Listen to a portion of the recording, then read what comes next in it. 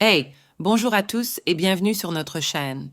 Aujourd'hui, nous abordons une question qui soulève souvent des débats parmi les chrétiens.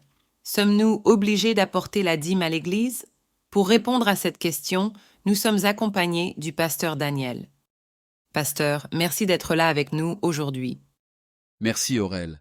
C'est toujours une joie de pouvoir échanger sur des sujets qui touchent à notre foi. Pasteur, parlons franchement. La dîme, c'est un sujet sensible.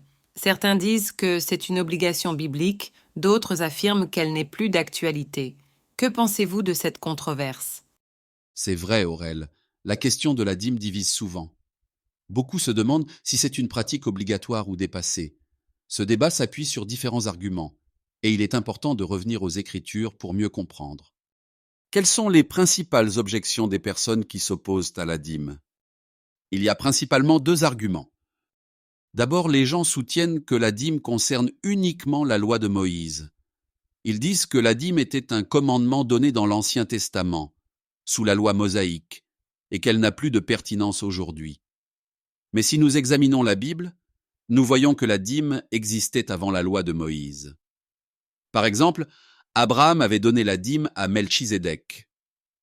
Nous lisons cela dans Genèse chapitre 14 versets 18 à 20. C'était bien avant que la loi ne soit instaurée.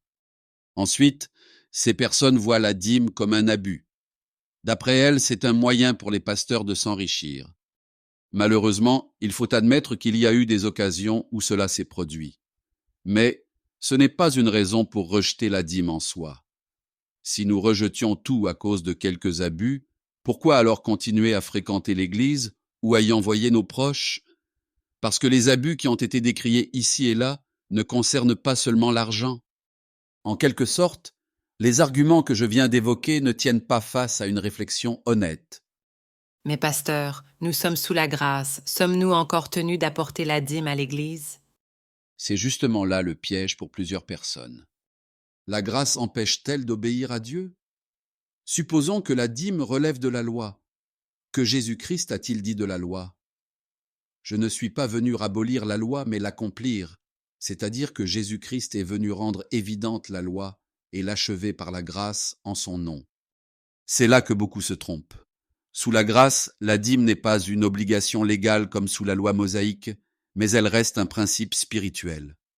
Jésus n'a pas aboli le don, mais il nous appelle à le pratiquer avec un cœur transformé.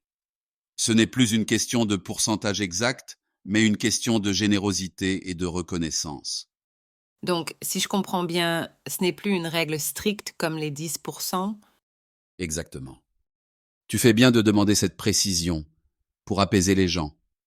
Certains croyants sont allergiques au fait de parler de leur argent, et pour eux, 10% de leur argent est beaucoup de choses. Tu peux parler d'autres choses à l'Église, c'est acceptable. Mais l'argent est une corde sensible, bien plus que la foi. Paul le dit dans 2 Corinthiens, chapitre 9, verset 7, que chacun donne comme il l'a décidé dans son cœur, sans regret ni contrainte.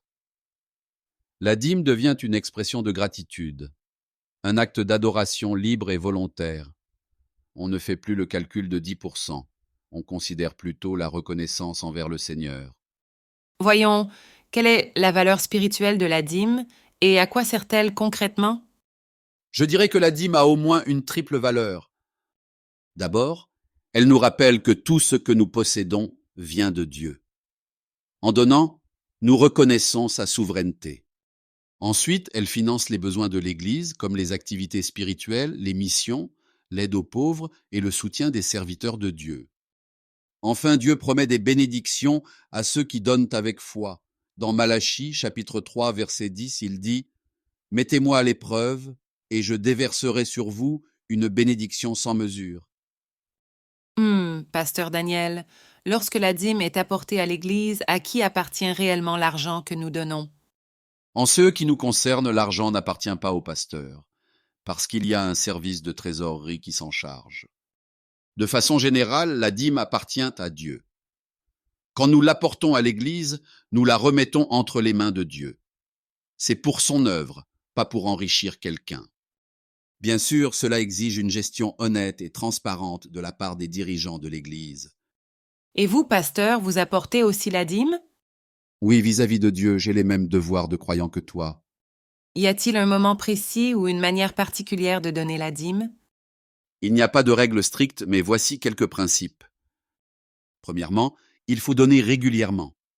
Selon vos revenus, vous pouvez donner chaque semaine, chaque mois ou selon ce que vous avez décidé. Deuxièmement, il faut donner avec joie. Ne donnez pas par contrainte ou pour impressionner quelqu'un. C'est un acte entre vous et Dieu. Troisièmement, il faut donner en priant. Prenez un moment pour prier avant de donner. Remettez votre don à Dieu avec foi et gratitude. En conclusion, pasteur Daniel, quel message voulez-vous laisser à nos spectateurs? Je dirais ceci. Ne voyez pas la dîme comme une obligation, mais comme une opportunité d'adorer Dieu et de contribuer à son œuvre. Faites-le avec un cœur reconnaissant. Et souvenez-vous que Dieu regarde l'intention derrière votre don, pas le montant. Merci, pasteur Daniel, pour les éclaircissements. J'espère que cette discussion a aidé nos spectateurs à mieux comprendre la dîme. Merci Aurel et merci à tous ceux qui nous suivent. Que Dieu vous bénisse dans votre générosité et votre foi.